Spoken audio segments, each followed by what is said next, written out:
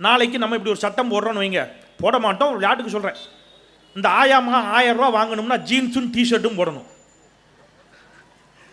ஆயாவுக்கு சிரிப்பு, நான் ஏன்டா அதை போடணும் இல்லையா? மீன் குழம்பு சாப்பிடக்கூடாது, ஒன்லி கத்திரிக்காய் குழம்பு தான் சாப்பிடணும். இப்படிலாம் சொன்னால் நீங்கள் என்ன சொல்லுவீங்க? ஐயா நாங்கள் என்ன உடை உடுத்தணும், என்ன ட்ரெஸ்ஸு போடணும், என்ன சாப்பிடணுங்கிறத நாங்கள் முடிவு பண்ணிக்கிறோம், நீங்கள் தாரேன்னு சொன்ன காசை தாங்க, அதை தானே கேட்போம். அதே மாதிரி நமக்கு தர வேண்டிய பங்கை மட்டும்தான் யார் தரணும்? மோடி தரணும். ஆனால் அவர் கண்டிஷன் போடுறாரு. அந்த கண்டிஷன் என்ன தெரியுமா?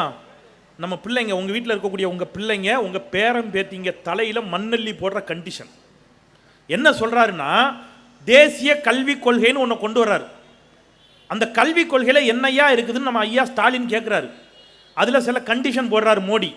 3ஆம் கிளாஸ் பிள்ளை இருக்குது பாருங்கள், நம்ம வீட்டில் பேரம்பேத்தி, உங்கள் வீட்டில் பேரம்பேத்திலாம் இருப்பாங்க அல்லது பிள்ளைங்க இருப்பாங்க, 3ஆம் கிளாஸ் பிள்ளை, அதுக்கு டவுசரே இடுப்பில் நிற்காது, இப்படியே தூக்கிக்கிட்டு அலைவான், மூளை மூக்கு சிந்த தெரியாது ஒழுங்கா. அந்த 3ஆம் கிளாஸ் பையனுக்கு பப்ளிக் எக்ஸாம்,